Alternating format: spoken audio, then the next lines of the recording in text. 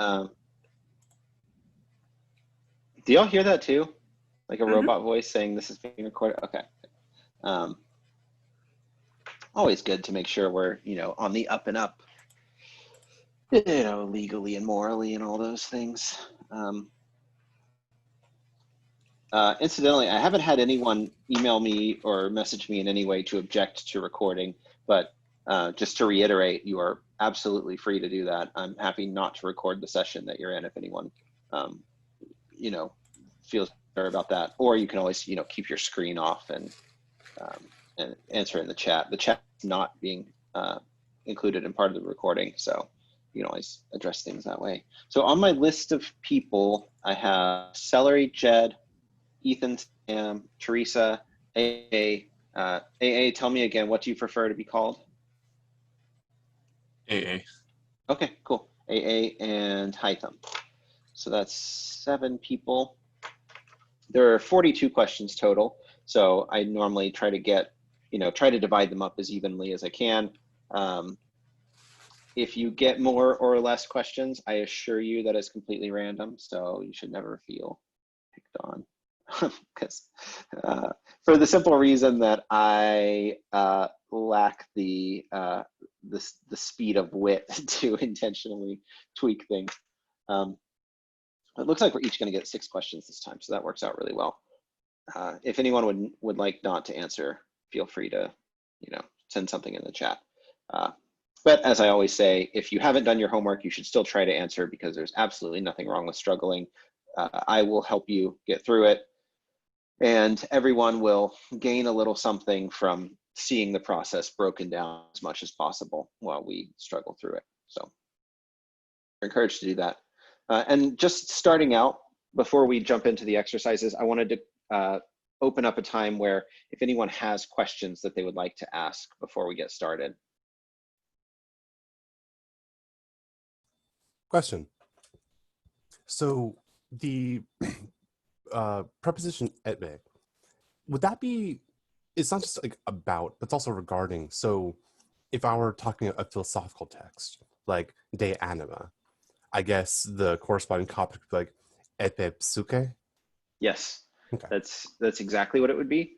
Let's see, would it be psuke or pneuma? I'm not totally sure which, it would depend on the text which of those terms they would prefer, but we're not really getting into like, the metaphysical concept of the soul.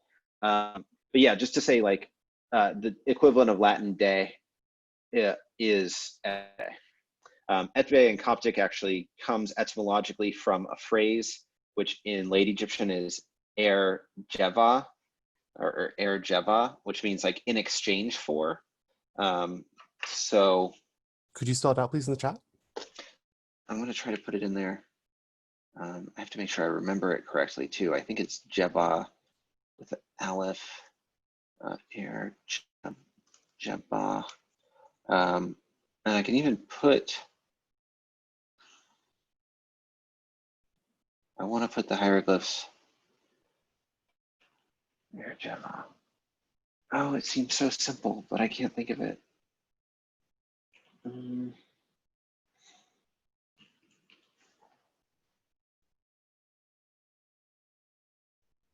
What is that? Well, let me just look. Let's just look it up while we're here. It doesn't hurt. This class isn't really about hieroglyphs, but or older Egyptian.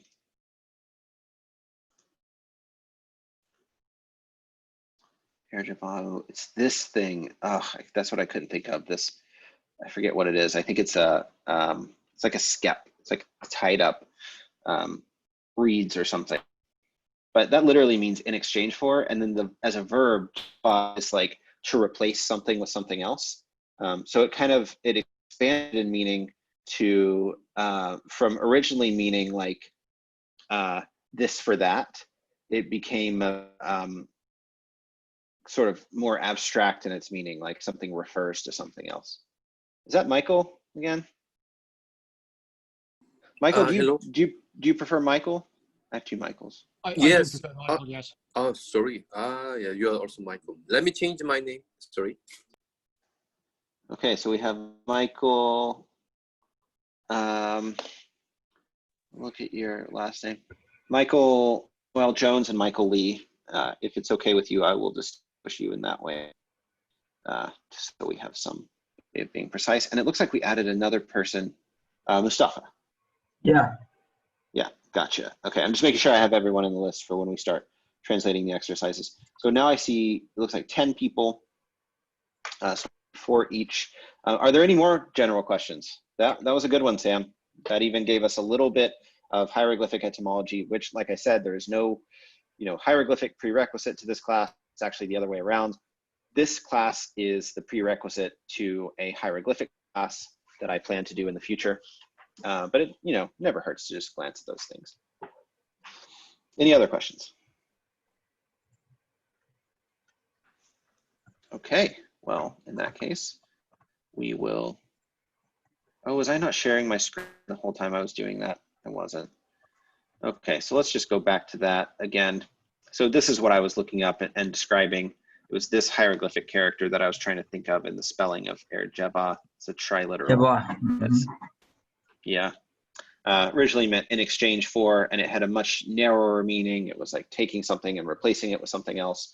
Then it expanded to just mean sort of generally like about or with reference to.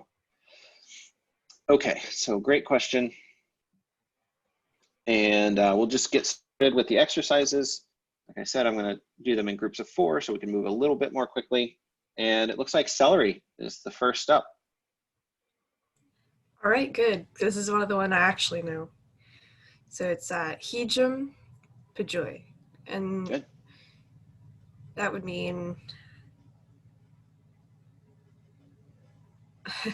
okay, I'm pretty sure I completely forget the first word, but the final word is the boat. Good, yeah. And if we break this word up, what if you just had the word he? What would that mean? In? Close. Hen's in. He is a different position. Oh, does this mean on top of? Yes. So he is upon, and then he gem is on, head of. So Yeah. It's equivalent to English on top of. Okay. So the whole thing? On top of the ship. Good. Yeah. Does everyone see how that just happened? Celery couldn't remember this first word, but we worked through it, and I feel like there was a little extra lesson in there about the meaning of this word that I hope was helpful to everyone. Okay, do you want to do number 2? Sure. That would be ha te. And that would mean inside of the sky, I think. Close. It's a prepositional phrase. It's something with respect to the sky, but not inside of. That would be hen. Oh, this is ha. Yeah. I always have trouble with these beginnings. They all look the same. I mean, it's like they're one letter different. Under the sky. Under the sky. Yeah. Okay, and number 3. Me? Yeah. Oh, I do the first 4? Okay. Hen pay. Is that correct? Yeah, that word is a little weird because you have just this epsilon by itself, but in this case, eta epsilon, it makes like au. Oh. It's a diphthong, so ewe, impewe. Hen Ewe. Yeah, I always get that one mixed up because it looks like a Y, so it sounds like a ya in my head. Yeah, and you're not the only one. Trust me, I've taught Coptic for years now, and that's probably the number one confusion that people have with the Coptic alphabet is because you just have such a strong association with that shape that you're having to unlearn, and it trips people up forever. But it will eventually click. Yeah. So, oh boy. So I think Mpewe, does that mean, okay, I'm just gonna look at my notes for this one because I'm really struggling. I can help you. So if you look up Mpewe, this is the plural definite article, N, and it's changed to an N in this case because it assimilates with the coming P. Yeah, so that's houses. No, skies? Skies. Yeah, Yeah. skies So, or heavens. yeah. So if I tell you that this is an irregular plural, one of the first things you can do with an irregular plural generally is W. So the standard way that Egyptian creates a plural noun is to basically add a W to the end of a word. And of course, if you add a W, you have to add some kind of vowel, but the vowel varies. The real crucial thing is the presence of the W. That's what makes it plural. So then working backwards, if I tell you that here we have pewe, which is an irregular plural, you can say like, okay, well, if I delete the W or the we off the end of that, I have pe, which is awfully close to pe. So that's probably what's happening. So yeah, and you got it correct, the skies, and then put the whole thing together. That would be in the skies. Good, in the skies. And then let's do one more. Etve perro. I know that means king, Yep, and that would be a male king. Yep. I always have trouble with the first words here. I'm just going to check on that one. I haven't been able to study a whole lot because I'm working full time. that's totally okay. You're welcome to study as much or as little as you like to, and you can always ask me to just tell you a vocabulary item. So if you're looking it up, I can also just tell you, etve means like about or concerning. Oh, so it means concerning the king. Good, yeah. Okay, very good, Celery. You're in tone, you're very apologetic for not knowing some of these things, and I will just say again, as I always say, no apology necessary. This class is totally voluntary. You study as much as you want to, and I'm always here to help with things. That's part of why we do these together. So I think you did a great job. Thank you. And for the next one, I think Jed is next on my list. Do you want to do these four? I think that's right. So the first one is Menthigmal, which means with the slave, and it's a feminine slave. Yeah. And is that pretty much correct? That's correct. I want to just for the sake of clarity, I'm going to emphasize something here. What we have here is men hemhal, where like the th has been written as a single letter. So this is the feminine definite article, the, and then hemhal means slave. So we could have hemhal or temhal, male or female. The hemhal. Okay. I have a quick clarification question before we move on to the next one, if Sure. that's okay. Absolutely. So I originally had written down there is not a slave because men can also be the negation. Is it because it's the definite article on slave or servant?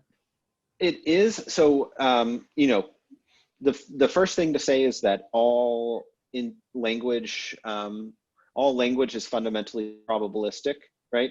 And what I mean by that is there are very rarely definite answers to questions like that. It's usually the case that the answer is 99% of the time it's this, so you can be confident when you read it.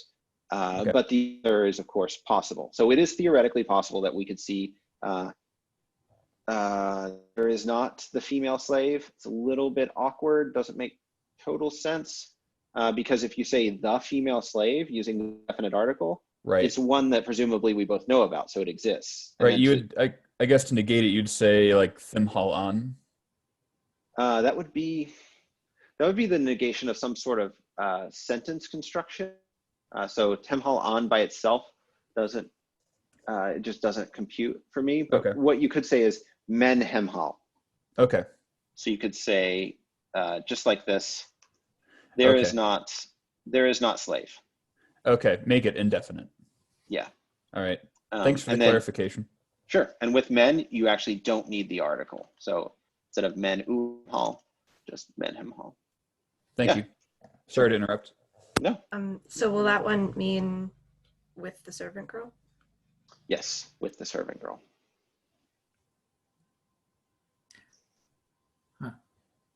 So Jed? number 6 is He Tamro, which is in the harbor. Good. Yeah. The number 7 is He Peyero, which is in the river. And Not in the river. on the river. Good. Yeah. Yeah, on the river, like a boat. Right. And then Etve Panov, which is for the sake of the gold or about gold. Yep. About the gold. Yeah. Good. We'll see much more examples of etbe in sentences where it will start. You'll start to form a like an inferential understanding of what that word means, rather than this, like, rather than trying to like,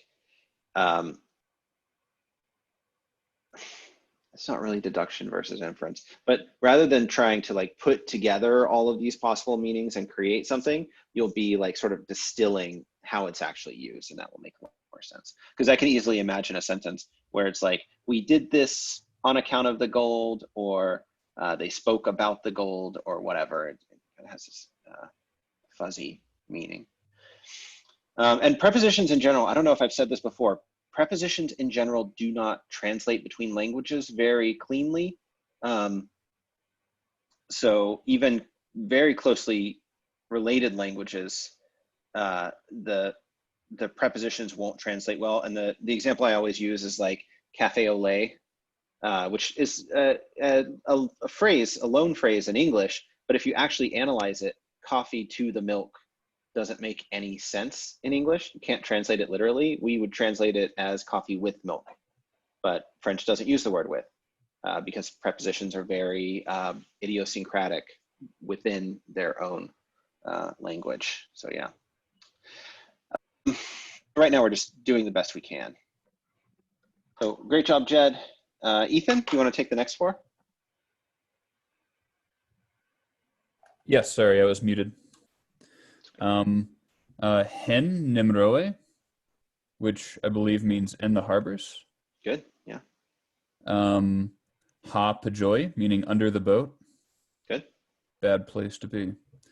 Etba Henro. Etba Henro, about some kings. Good, yeah, about some kings. And Henrome men Henhyome, some men and some women. Good, exactly correct. Okay, any questions about those from Ethan or anyone else? I have questions about the level of aspiration. The last week, you mentioned that the H's are less aspirated in Coptic than in English. So should it be hen, or do I need to put like more of a guttural stop on that? So, well, no one knows for sure. And this is, we're getting into some pretty like edge territory in terms of like what is understood about Coptic phonology. I think the general consensus, if I have sort of grokked it correctly, the general consensus is that hori is the glottal fricative, which is the equivalent of the English H sound. There are some, I think a minority, who argue that it's actually a pharyngeal fricative, which is the equivalent of like Arabic ha sound. So it's it involves some constriction of the throat. It's this letter. Okay. So there's a question about, I'm so terrible at Arabic.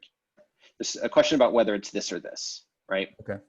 And nobody really knows for sure. I was just working on something that offers some evidence in regard to that question.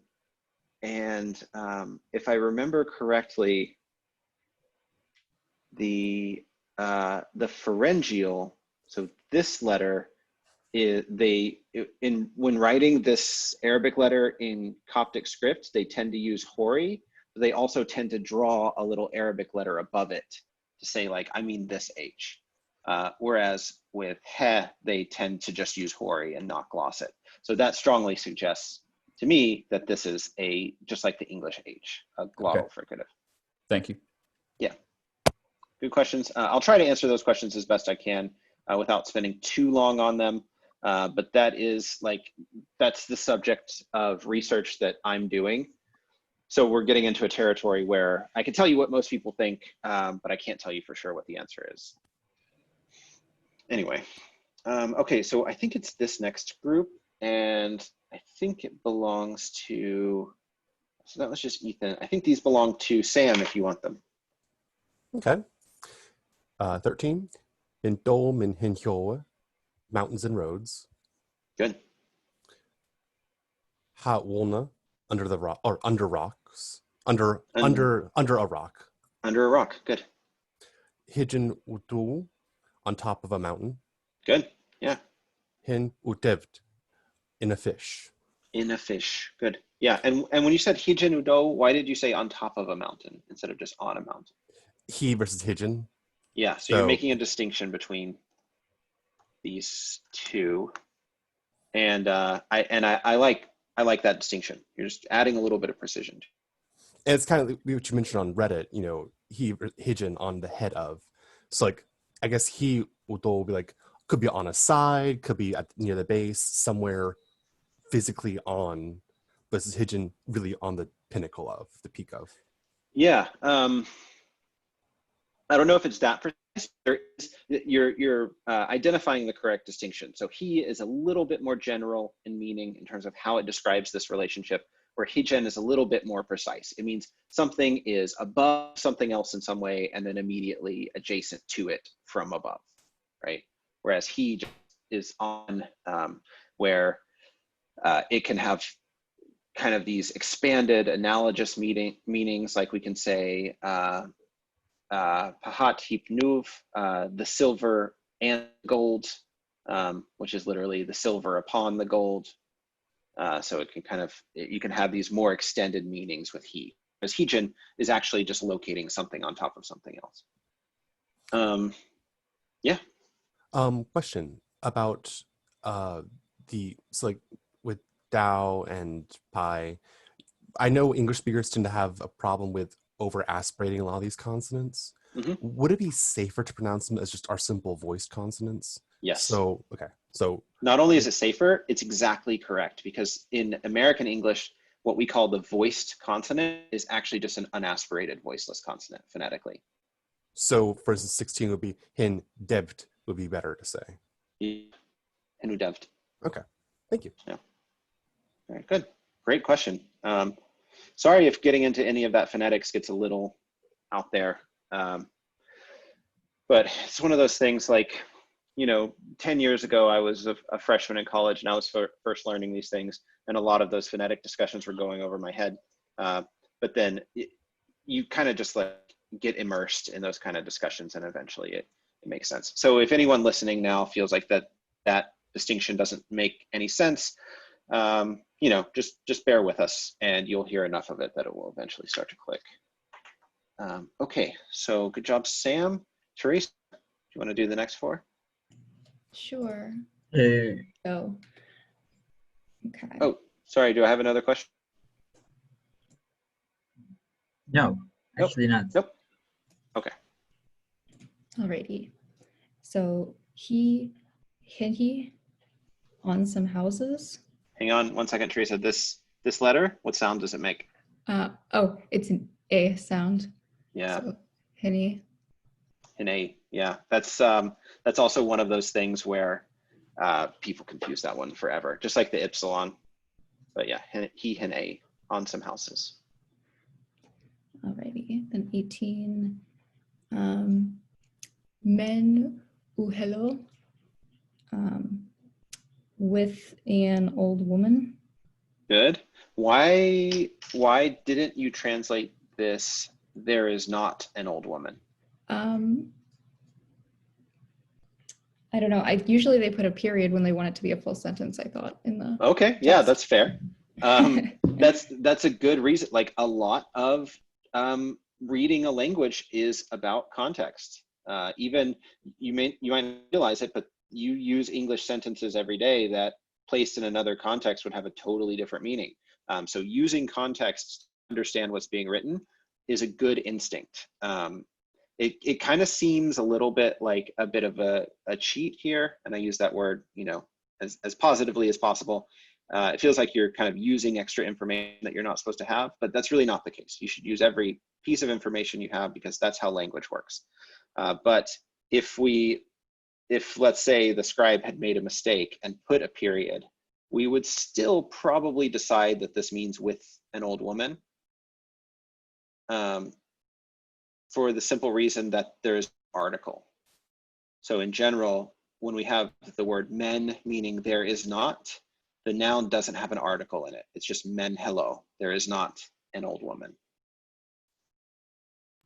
Okay, thank you. Yeah, good job. 19. Etve u jome, concerning or about a book.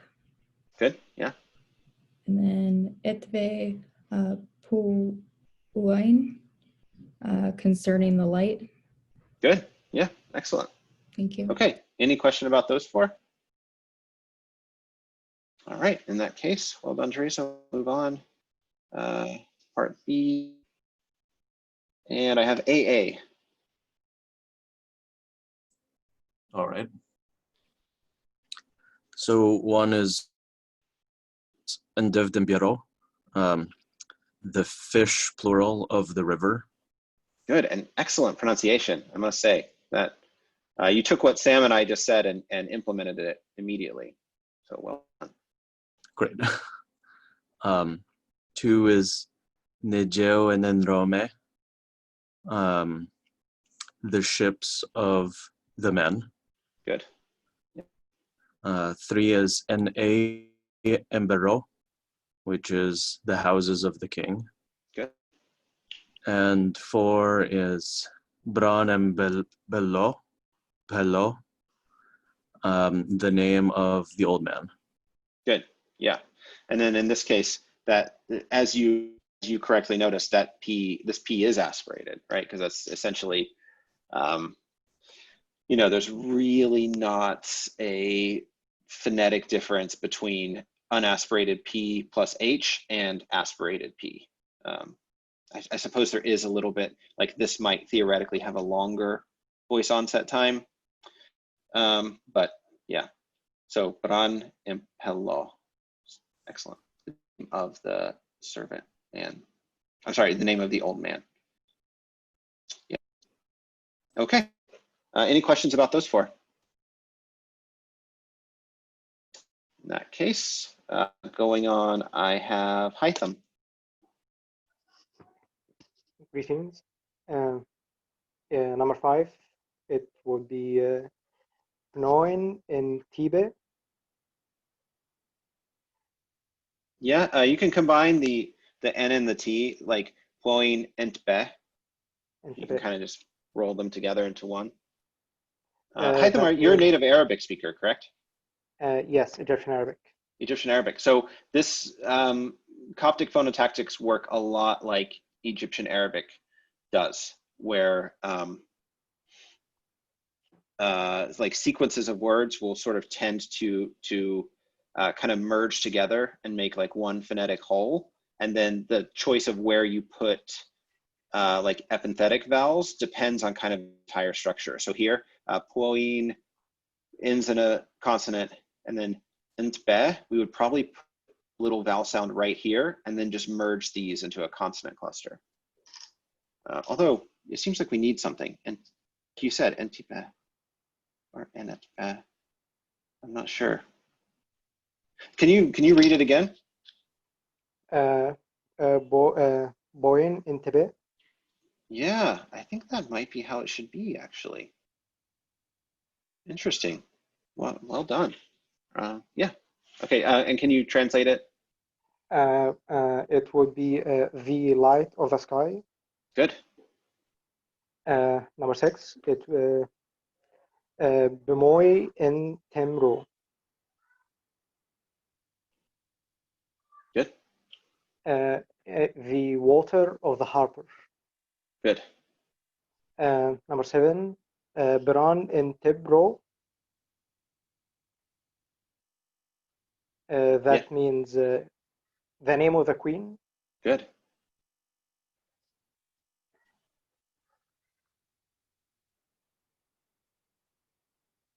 And can you do number 8 for us?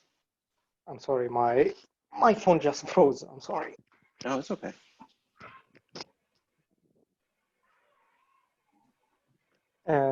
Number 8. In Jome in Bahlo. Yeah, good. Jotme Uh, Empello. The monks, the old man's or the monks' books. Yeah, the monks' books, or if you wanted to be like very literal along with the Coptic, you could say the books of the old man or of the monk. Yeah, very good. Okay, any questions about these 4? Hytham, I have to say, I really enjoy hearing you read Coptic. I feel like you're definitely the one of us that gets closest to what these would have sounded like, you know, read out in ancient times. So yeah. Actually, I have a question about P letter. Yeah.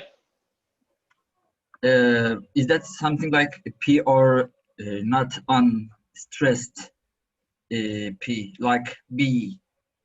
Something more like B. Yeah, it's unaspirated, which means it doesn't have a little puff of air to go with it. So it's like ba instead of pa. Ba. Oh wait. Yeah. Okay.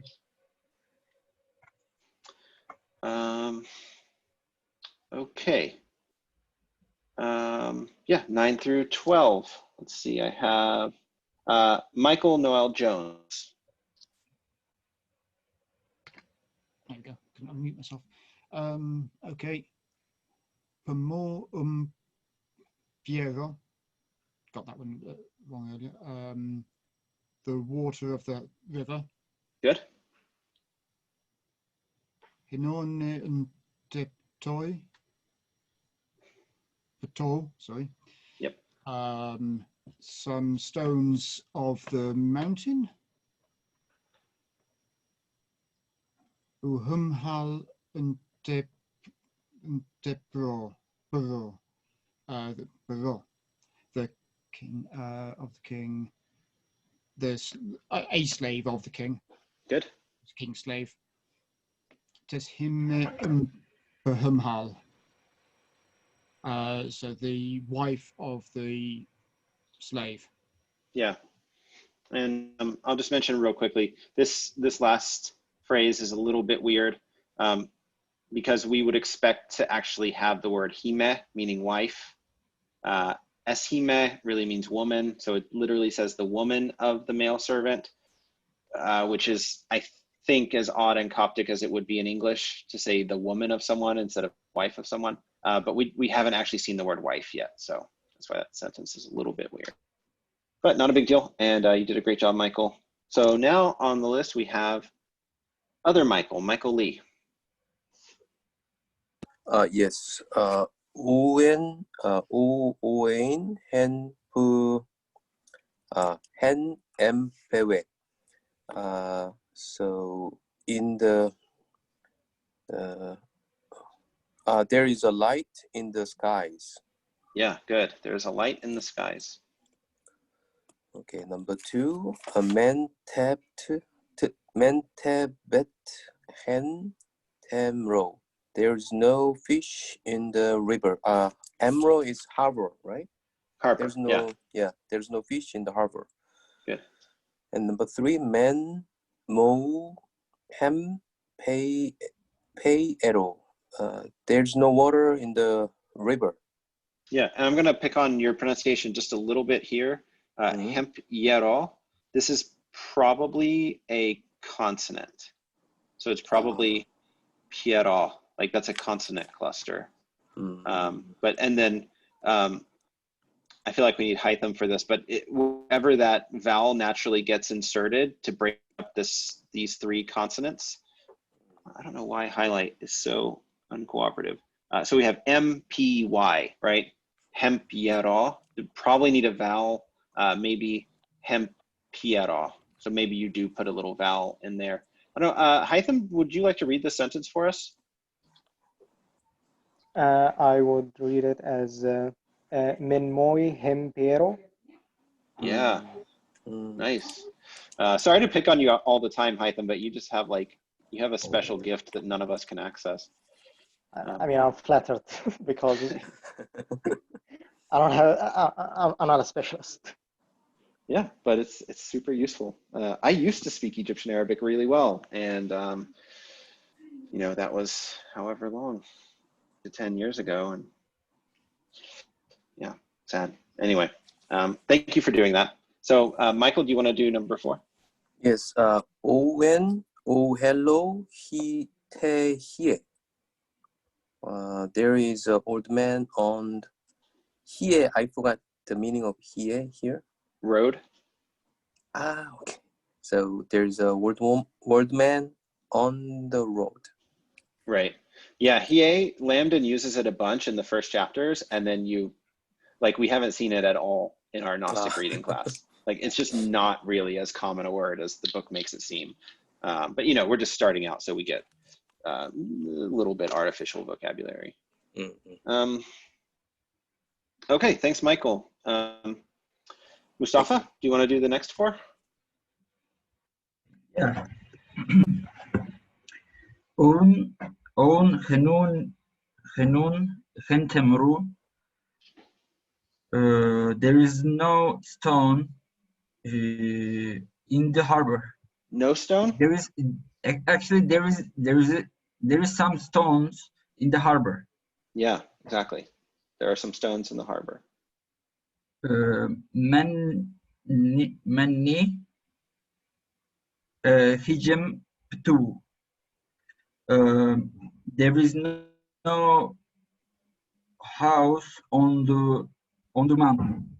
Good. Nijew Hi Piru on.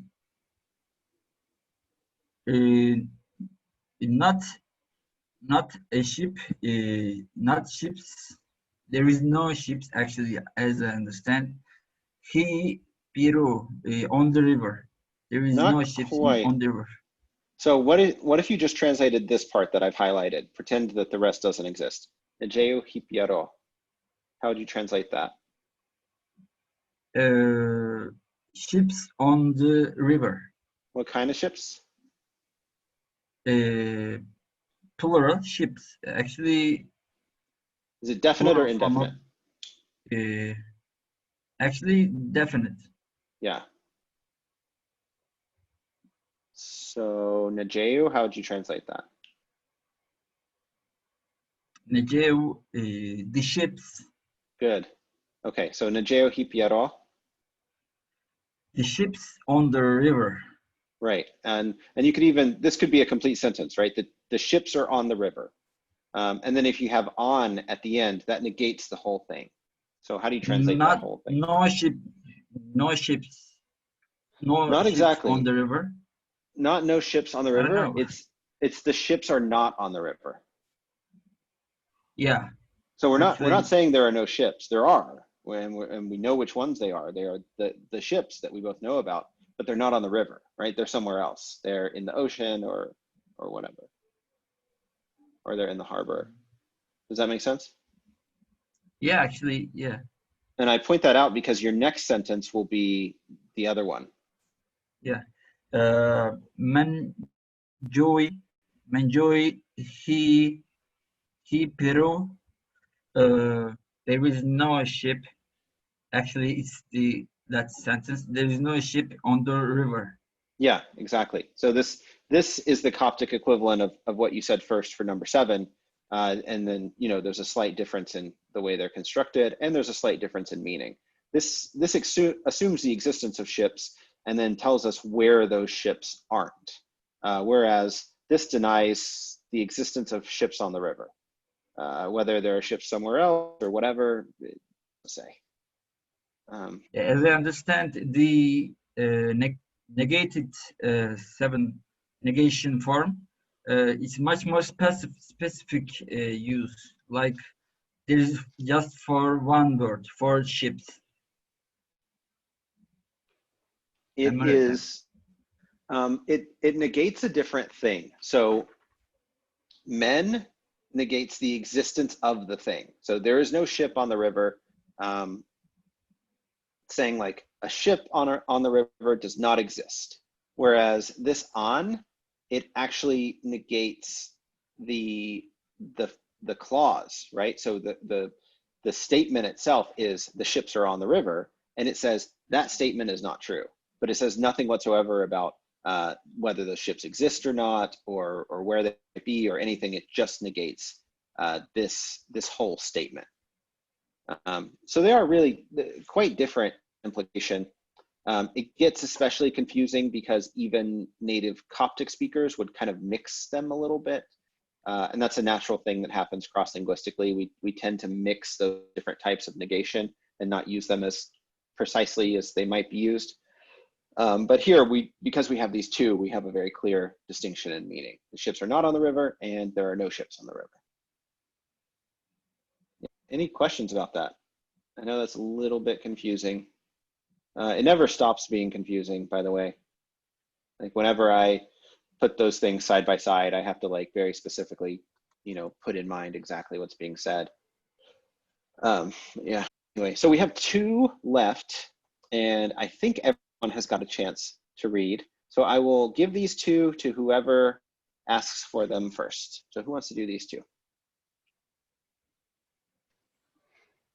I can take them if you want. Okay, there's Ralph. I didn't know you were here, Ralph. I was late, sorry. Oh, that's okay. Enjoy me hichin bichoy on. The book is not on the boat. Books, sorry. Books, yeah. The books are not on the boat. Good. Menub himpe in pehimhal. There is no gold in the house of the servant.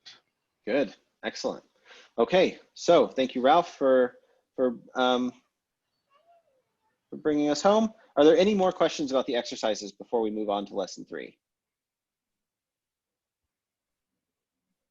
think that's a no. So we're going to jump into this. So I'm just going to run through. One question. Sorry. Yeah. My mic's muted. The question that I kind of was wondering about from earlier on the exercises today, but it may be too big of a topic to discuss for now.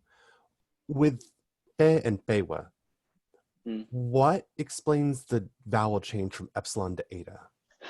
Great question. Is that too big a topic for now? Well, it's actually a really short answer because I can just say I don't know, which is totally true.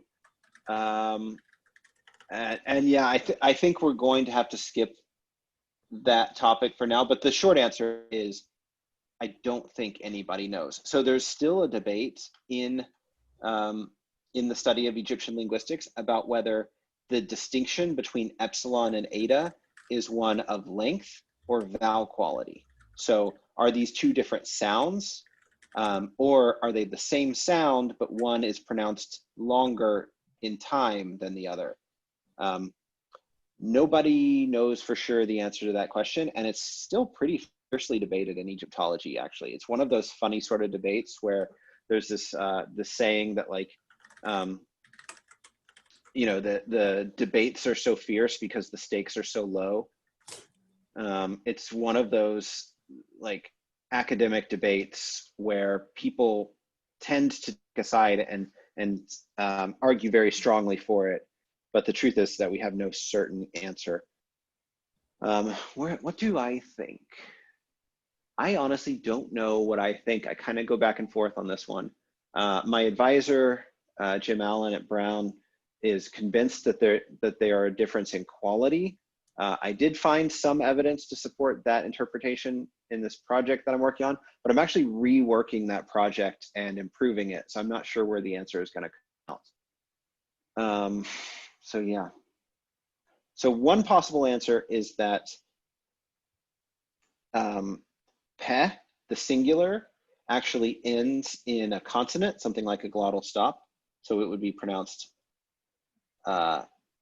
truly something like pe, because the T has been lost, but then it's, it maintains that syllable closure, which then, because this is now a stressed vowel enclosed syllable, tends to be shorter. And then in this case, we might have something like pei we, and then with some kind of syllable closure here too, where this is actually the stressed vowel. And now, as you can see, where you put the syllable boundaries, this is now a stressed type vowel in an open syllable, so it becomes eta. It's one possible explanation. That explanation assumes that the distinction is one of duration, so length of vowel, rather than a distinction of vowel quality. So yeah, I leave that to you to decide. Thank you. Yeah. Okay, great question. I wish we had more time to analyze things like that, but those are also the sorts of things that we can analyze, you know, once you get a better feeling for Coptic. There's nothing wrong with saying it one way now and then later learning that it's different and having to kind of revise your understanding. So we're just gonna, you know, keep charging ahead with Coptic grammar. There's really only one new topic. I think there's only one new topic. Yeah, there's really only one new topic in lesson 3, and that's relative clauses. So before we talk about Coptic relative clauses, can anyone give me an example of an English relative clause, just so we know what that term means?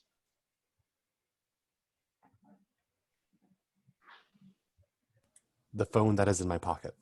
The phone that is in my pocket, right. What's the relative pronoun in that sentence or in that phrase? That. That, right? So relative clauses are when we kind of say something else about a noun. We modify a noun with this phrase where we use a relative pronoun like who or which or that, and then we say something about it. So actually, the man one who belongs to the temple. Actually, something like that.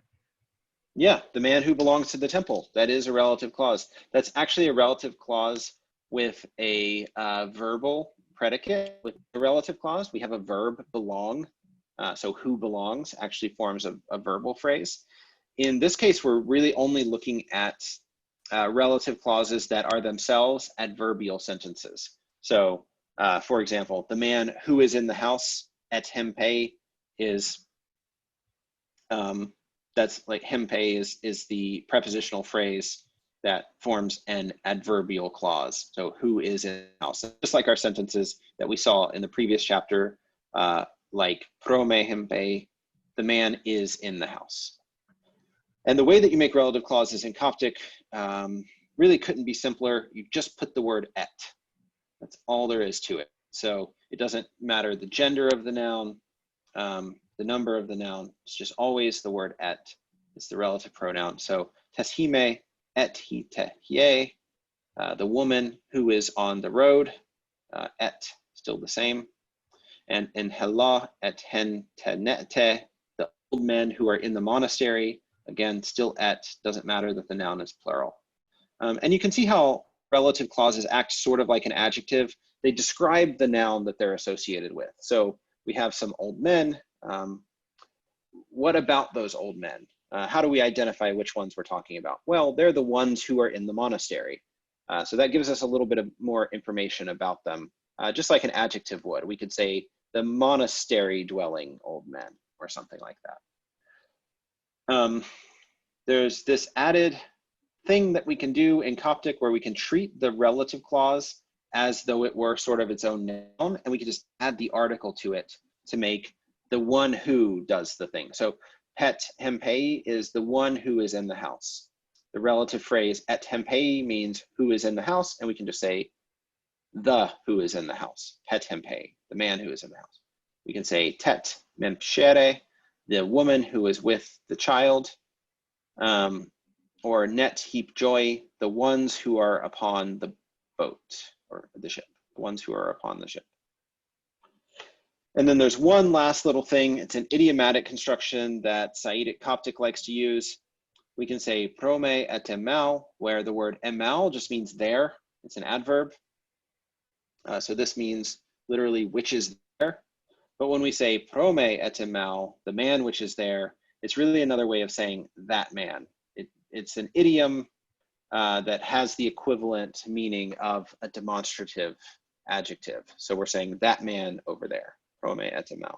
And negeo et emal, you know, nothing changes about the phrase, the ships which are there or those ships. So any questions about relative clauses?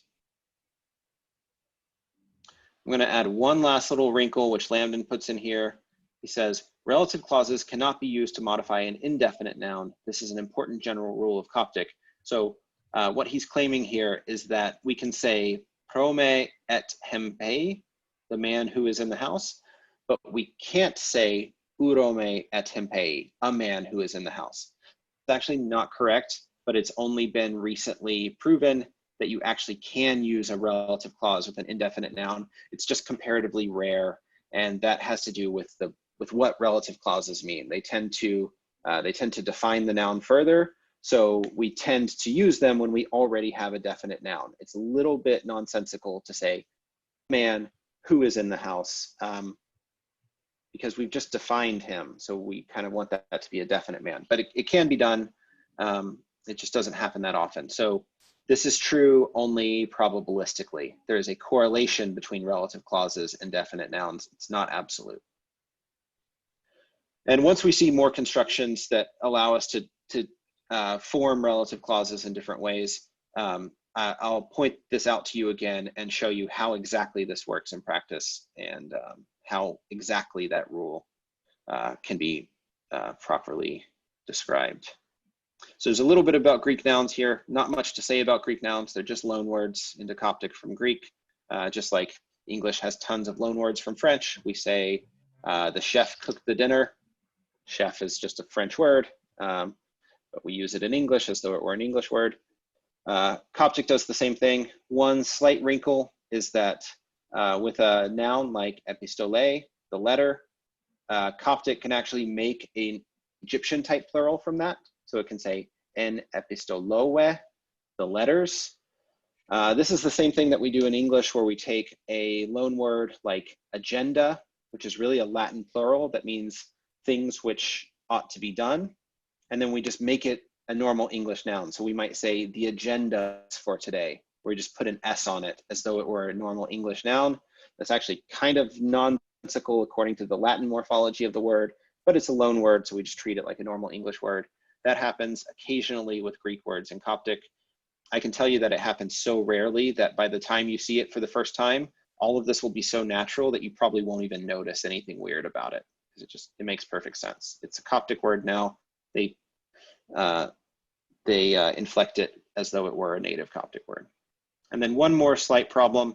Some Greek words begin with a theta. So for instance, the word thalassa means sea, and it actually begins with theta in Greek, but in Coptic, they've reinterpreted that initial ta sound as the definite article. So in Coptic, the word is actually halassa, and then if you want to say the sea, you say thalassa, and you put the T back on there. Nothing too weird about that. These Greek letters like ki, which is really K plus H, are treated as a pair of consonants in Coptic. So to say the countryside, you say te kora, so tekhora, literally. It's just the same rule for Egyptian words that begin with two consonants. You keep the epsilon in the definite article. We'll see enough examples of those that they'll become natural. So that's really it for the grammatical stuff in this. Just going quickly back to the syllabus. Put a few more things into here for things discussed, and then we went over lesson 3. So your homework, if you choose to do any or all of it, is to check back over the answers to lesson 2 exercises. If you click on this link, it will take you directly to that part of the document, or it should. Usually does. I think I have to close the page and reopen it. Let's try it again. Yeah, so we'll go directly to lesson 2. And I'll put the answers in after all of today's classes, so you'll be able to go back and check over your answers to lesson 2. Read lesson 3 in Lambden. Again, this will go directly to the right part in the document, so you can just get started.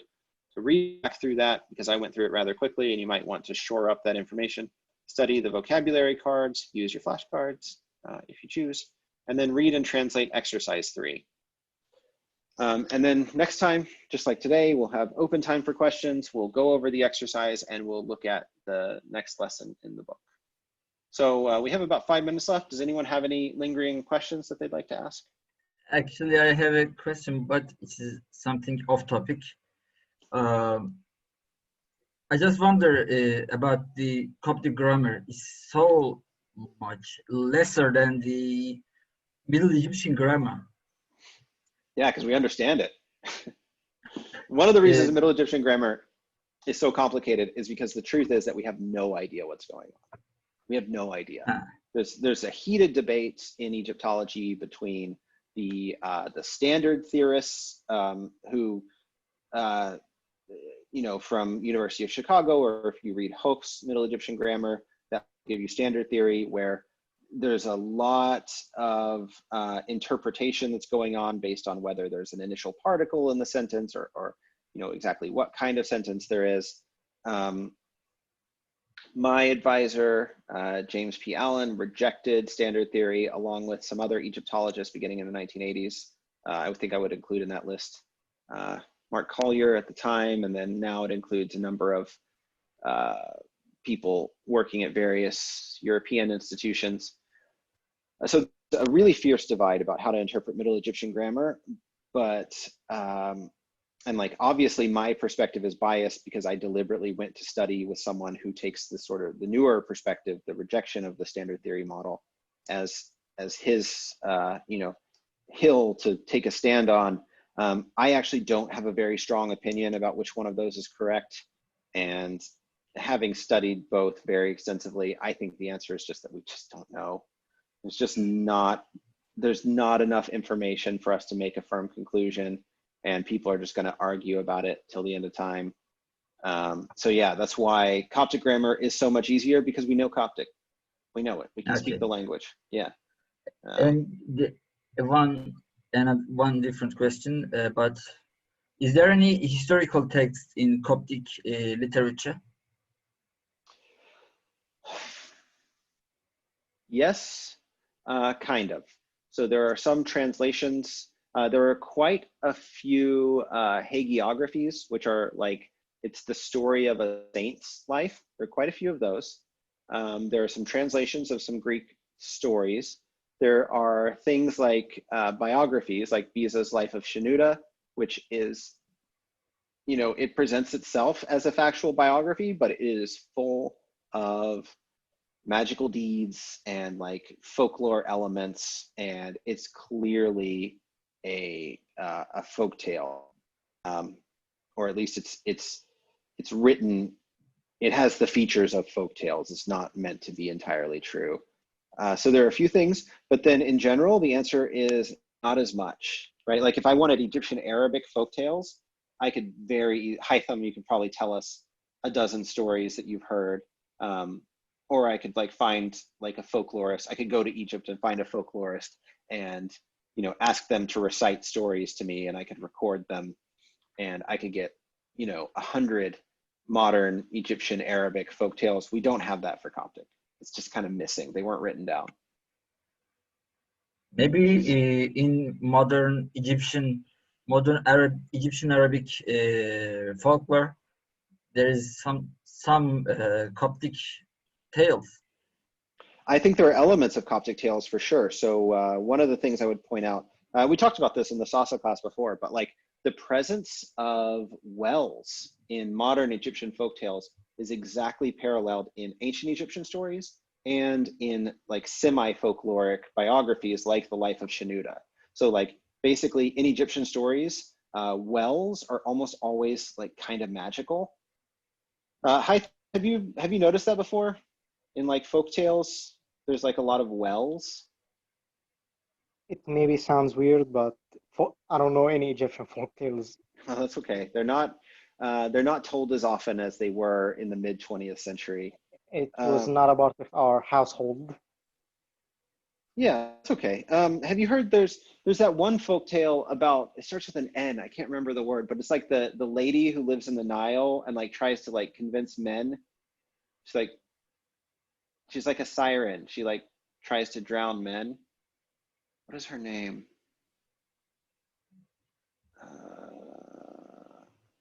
If I find it, you're gonna kick yourself if I find it, Hytham, because I can almost promise that you've heard it.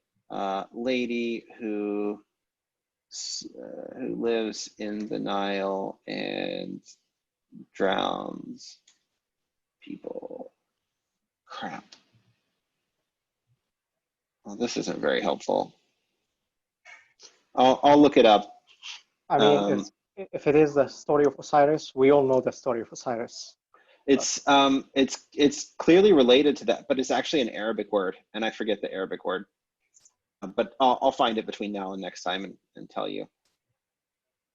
And with that, I think I've got to end here because we got to have another session. But you have a Discord server to ask questions. You can always email me. You can post questions in the Reddit thread, and I will see you all next week. Thanks. Thank you. Thank you. Everyone. Thank you. See you. Bye.